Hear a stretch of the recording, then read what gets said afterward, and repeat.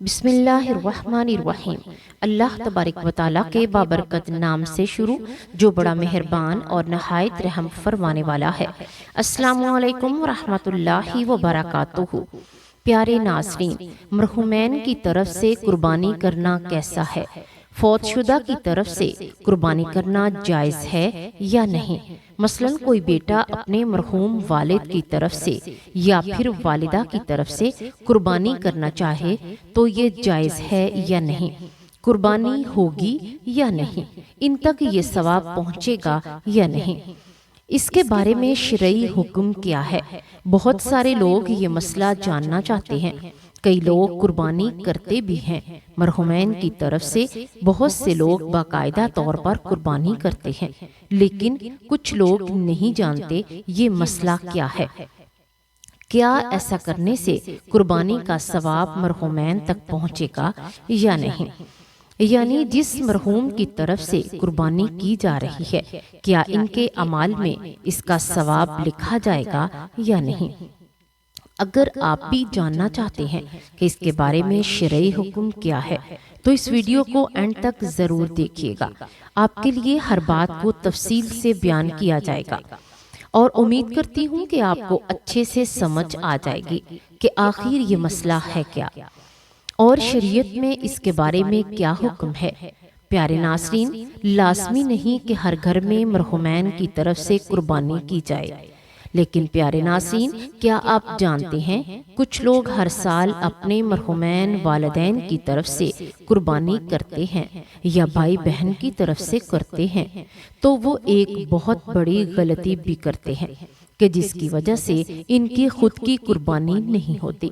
وہ غلطی کیا ہے وہ بھی آگے چل کر میں آپ لوگوں کو بتاؤں گی۔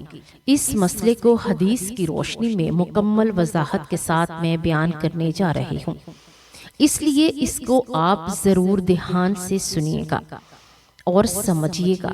سب سے پہلے مرحومین کی طرف سے قربانی کرنا کیا جائز ہے یا نہیں، یہ جان لیجئے کہ حدیث پاک میں حضرت جابر بن عبداللہ رضی اللہ تعالیٰ عنہ سے روایت ہے کہ ابو داؤد شریف کی روایت ہے، حضرت جابر فرماتے ہیں کہ میں نے نبی کریم صلی اللہ علیہ وآلہ وسلم کو عید کے دن یوں فرماتے ہوئے سنا: یہ قربانی میری طرف سے اور میری امت میں سے ان لوگوں کی طرف سے ہے جنہوں نے قربانی نہیں کی۔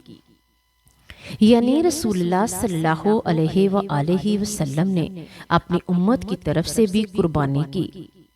اسی طرح حضرت علی المرتضیٰ رضی اللہ تعالی عنہ ہر سال 2 قربانیاں کیا کرتے تھے۔ فرمایا کہ ایک میں اپنی طرف سے کرتا ہوں اور ایک نبی کریم صلی اللہ علیہ وآلہ وسلم کی طرف سے کرتا ہوں۔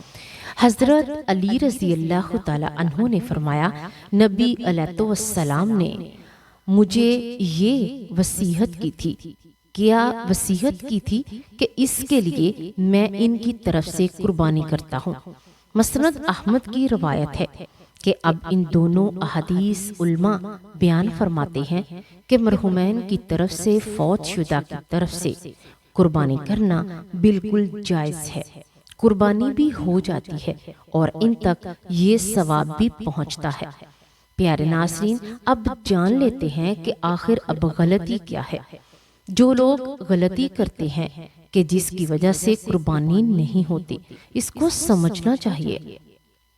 پیارے ناظرین، سب سے پہلے کہ مرحومین کی طرف سے قربانی اگر کی ہے تو اس کا گوشت کے بارے میں کیا حکم ہے؟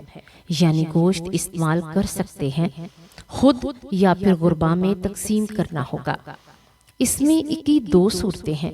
اگر تو فوت شدہ نے مرنے سے پہلے آپ کو وصیت کی ہے کہ میری طرف سے قربانی کرنا، اگر وصیت کی ہے تو اس نے مرنے سے پہلے اب آپ قربانی کر رہے ہیں تو اس کا گوشت جو ہے یہ کل کا یعنی تمام گوشت آپ کو صدقہ کرنا ہوگا اور عوام میں تقسیم کرنا ہوگا۔ اس میں سے آپ خود نہیں لے سکتے، لیکن اگر وصیت نہیں کی کہ آپ اپنی طاقت سے کر رہے ہیں، اپنی خوشی سے کر رہے ہیں، یعنی کوئی بیٹا اپنے مرحوم والدین کے نام کی قربانی کر رہا ہے اور انہوں نے وصیت نہیں کی، یعنی والدین نے تو آپ سے قربانی کرنے کا نہیں کہا تھا کہ میرے بعد میرے نام کی قربانی کرنا، تو اب اس کے بارے میں کیا حکم ہے؟ اب یہ جو گوشت ہے اس کا حکم یہی ہے کہ اس کے 3 حصے کیے جائیں اور آپ خود بھی استعمال کر سکتے ہیں۔ اب غلطی کیا ہے جس کی وجہ سے قربانی نہیں ہوتی؟ اس چیز کو سمجھنے کی ضرورت ہے۔ بہت سارے لوگ قربانی کرتے تو ہیں لیکن یہ غلطی کرتے ہیں جس کی وجہ سے ان کی قربانی نہیں ہوتی۔ اب وہ غلطی کیا ہے؟ اس غلطی کو سمجھنے سے پہلے یہ سمجھنا اور جاننا ضروری ہے کہ قربانی کس پر واجب ہے۔ قربانی کس پر واجب یعنی لازمی ہے، یہ جاننا بہت ضروری ہے، تب جا کر آپ کو میری اگلی بات سمجھ آئے گی۔ قربانی ہر اس شخص پر واجب ہے جو مالک نصاب۔ قربانی کے معاملے میں مالک نصاب کون ہے؟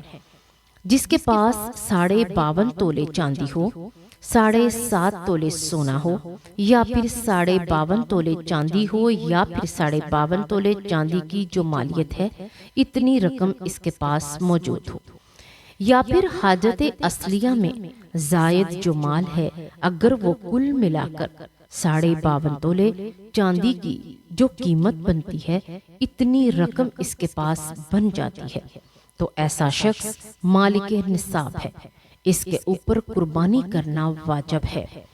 حاجت اصلیہ یعنی ضروریات کی جو چیزیں ہیں، رہنے کا گھر یا پھر اس کی طرح کی کتابیں پڑھنے کا اور شوق ہے وہ اس کے پاس ہے، اپنی اسی طرح کی گھر خانہ داری کا جو سامان ہے یا پھر کوئی سواری وغیرہ ہے، یہ ضرورت کی چیزیں ہیں، یہ حاجت اصلیہ ہیں اور ان میں شمار ہے، لیکن اس کے علاوہ جو چیزیں ہیں وہ نصاب میں شمار کیے جائیں گے۔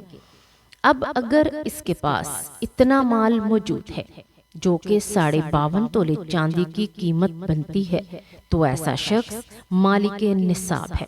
قربانی کے حساب میں اور زکوٰۃ کے نصاب میں یہ بھی فرق ہے کہ زکوٰۃ کا جو نصاب ہے اس پر سال گزرنا ضروری ہے، لیکن قربانی کے حساب میں یہ ضروری نہیں ہے، اور اس طرح زکوٰۃ کے نصاب میں مال نامہ ہونا یعنی مالدار ہونا ہی ضروری ہے۔ اس میں یہ شرط بھی نہیں ہے کہ اب جو شخص مالک نصاب اس کے اوپر قربانی کرنا واجب ہے، یہ آپ نے سمجھ لیا کہ مالک نصاب کون ہے۔ اب غلطی یہ ہے جو لوگ غلطی کرتے ہیں، لوگ وہ اپنے نام سے قربانی نہیں کرتے، اپنی طرف سے قربانی نہیں کرتے، بلکہ اپنے مرحومین کی طرف سے قربانی کر دیتے ہیں۔ جس طرح کہ مجھے ایک واقعہ یاد آتا ہے کہ مجھے ایک دوست نے بتایا کہ میں نے قربانی کی ہے۔ میں نے کہا اچھا آپ نے قربانی کی ہے؟ تو انہوں نے کہا میں نے اپنے نام سے نہیں کی، میں نے اپنی والدہ کے نام سے کی ہے۔ تو میں نے پوچھا یہ کیوں کیا؟ تو انہوں نے بتایا کہ یہ تو قربانی میں نے نہیں کر سکتا، جب تک کہ والدین حیات ہیں تو ان کے نام سے قربانی کریں گے، یہ کنسپٹ بھی پایا جاتا ہے۔ اسی طرح اگر فوت بھی ہو گئے، وفات بھی پا گئے، تب بھی ان کے نام سے بھی قربانی کرتے رہیں گے، تو یہ بالکل غلط ہے، ایسا بالکل نہیں ہے۔ اگر آپ یہ کام کرتے ہیں، آپ اپنے نام سے قربانی نہیں کرتے اور آپ کے اوپر قربانی واجب تھی، اپنی طرف سے قربانی نہیں کی، اپنے مرحومین کی طرف سے قربانی کرتی، تو آپ کا جو واجب ہے یہ ادا نہیں ہوگا، آپ کے ذمہ وہ واجب باقی رہے گا، اس کا ادا کرنا آپ کے اوپر لازم ہے، ورنہ آپ گناہگار ہوں گے۔ تو پہلے اپنی طرف سے قربانی کریں، اگر آپ کو اللہ نے طاقت دی ہے، مال دیا ہے، تو پھر آپ اپنے مرحومین کی طرف سے بھی قربانی کرنا چاہیں تو کر سکتے ہیں۔ پہلے اپنا واجب ادا کریں۔ بہت سے لوگوں کو بھی یہ معلوم نہیں ہوتا کہ قربانی جو ہے میرے اوپر واجب ہے، لیکن وہ اپنا واجب چھوڑ کر دوسروں کی طرف سے قربانی کرتے ہیں۔ مثال کے طور پر بہت سارے لوگوں کا یہ معمول ہوتا ہے کہ وہ ہر سال فیملی ممبر میں سے کسی ایک کے نام کی قربانی کر دیتے ہیں۔ یعنی ایک سال شوہر نے اپنی طرف سے کر لی، دوسرے سال زوجہ کے نام کی قربانی کر دیتے ہیں، تیسرے سال کسی بچے کے نام کی قربانی کرتے ہیں، تو اس طرح یعنی کہتے ہیں کہ پچھلے سال تو میں نے اپنے نام سے کی تھی، اب میں اپنے فلاں بچے کے نام سے قربانی کر رہا ہوں، تو یہ بالکل غلط ہے۔ اس طرح جو آپ کا واجب ہے وہ ادا نہیں ہوگا، آپ کی قربانی نہیں ہوگی، اور جس کی طرف سے کر رہے ہیں اس کی طرف سے تو ہو جائے گی، لیکن آپ کا اپنا جو واجب ہے وہ ادا نہیں ہوگا، کیونکہ ضروری ہے کہ پہلے اپنا واجب ادا کریں، جو آپ کے اوپر واجب ہے پہلے وہ ادا کریں۔ مرحوم کی طرف سے قربانی کرنا آپ کے اوپر واجب نہیں، لیکن آپ کے اوپر جو واجب ہے وہ آپ واجب ادا کریں گے۔ اگر آپ کے پاس مال ہے، اللہ نے آپ کو طاقت دی ہے، اپنے فوت شدہ والدین کی طرف سے قربانی کر رہے ہیں، بلکہ اللہ نے آپ کو مال سے نوازا ہے، تو نبی کریم صلی اللہ علیہ وآلہ وسلم کے نام سے بھی قربانی کرنی چاہیں تو کریں۔ اگر آپ کو اللہ نے مال دیا ہے یا اپنی فیملی ممبرز جتنے بھی ہیں ان تمام کی طرف سے قربانی کر رہے ہیں، قربانی ہو جائے گی، لیکن اپنا واجب ترک نہیں کرنا۔ اپنا واجب چھوڑ کر اپنے والدین کی طرف سے قربانی کر رہے ہیں تو آپ کی اس طرح قربانی نہیں ہوگی۔ والدین حیات ہیں یا پھر والدین کے نام سے قربانی کرتے رہیں تو اس طرح آپ کا واجب ادا نہیں ہوگا۔ آپ کے اوپر جو قربانی کرنا واجب ہے، اگر آپ مالک نصاب ہیں تو آپ کے اوپر قربانی کرنا واجب ہے۔ آپ پہلے اپنا واجب ادا کریں گے۔ اگر دوسرے کی طرف سے قربانی کر رہے ہیں، مرحومین کی طرف سے، تو آپ نے قربانی کر دی، ان کی طرف سے قربانی ہو جائے گی، ان تک یہ ثواب پہنچ بھی گیا، یہ حدیث سے ثابت ہے، لیکن آپ کا واجب ادا نہیں ہوگا، آپ کی قربانی نہیں ہوگی۔ تو اس چیز کو سمجھنے کی ضرورت ہے۔ باقی مرحومین کی طرف سے قربانی کرنا چاہیں تو بالکل جائز ہے، بے شک اپنی مرحومہ والدہ محترمہ کے لیے قربانی کریں، بے شک اپنے مرحوم والد محترم کے لیے کریں، بے شک اپنے بھائی کے لیے کریں، جس بھی عزیز اپنے اقارب کے لیے چاہیں اس کے نام کے لیے قربانی کریں، تو اللہ تبارک و تعالیٰ اس قربانی کو ضرور قبول فرمائیں گے۔ لیکن یہ بات یاد رکھیں، سب سے پہلے اپنا واجب ادا کرنا ضروری ہے۔ اگر آپ اپنا واجب ادا کر لیں گے تو اللہ تبارک و تعالیٰ کے ہاں آپ قیامت کے روز شرمندہ نہیں ہوں گے۔ امید ہے کہ آپ کے ذہن میں جتنے بھی سوال قربانی کو لے کر اٹھ رہے ہوں گے، آپ کو ان کا جواب مل گیا ہوگا، یعنی آپ اچھے سے سمجھ گئے ہوں گے کہ اگر ہم اپنے مرحومین کی طرف سے قربانی کرنا چاہیں تو کیا کر سکتے ہیں یا کرنے کا طریقہ کیا ہے۔ پیارے ناظرین، اگر آپ کو آج کی ویڈیو پسند آئے تو اسے لائک کریں اور صدقہ جاریہ سمجھ کر دوسروں تک شیئر ضرور کریں، کیونکہ وہ جو اس بارے میں نہیں جانتے ان تک یہ معلومات پہنچ سکے، اور ہو سکتا ہے کہ کسی کے نیکی کرنے سے اللہ تبارک و تعالیٰ آپ کے درجات کو بھی بلند فرما دے اور آپ کی بھی بخشش کر دے۔ اللہ تبارک و تعالیٰ سے دعا ہے کہ اللہ تبارک و تعالیٰ ہم تمام مسلمانوں کو اتنی طاقت اور اتنی قوت توفیق بخشے کہ ہم اللہ کی راہ میں قربانی کر سکیں۔ اللہ تبارک و تعالیٰ سے دعا ہے کہ اللہ تبارک و تعالیٰ ہمیں دین کی بات سننے، سمجھنے اور اس پر عمل کرنے کی توفیق عطا فرمائے۔ اللہ تبارک و تعالیٰ تمام مسلمانوں کو ہر مشکل سے آزاد کرے۔ اللہ تبارک و تعالیٰ تمام مسلمانوں پر اپنا رحم، کرم اور اپنا فضل کرے۔ اللہ تبارک و تعالیٰ ان لوگوں کی قربانی قبول و منظور فرمائے جو اللہ کی رضا کی خاطر قربانی کریں گے، اور اللہ تبارک و تعالیٰ ہمیں تمام غریبوں، لاچاروں، تنگ دستوں کی مشکلوں کو سمجھنے اور ان کے لیے آسانیاں پیدا کرنے کی توفیق عطا فرمائے۔ اللہ تبارک و تعالیٰ ہمیں ایمان کی دولت سے مالا مال کرے۔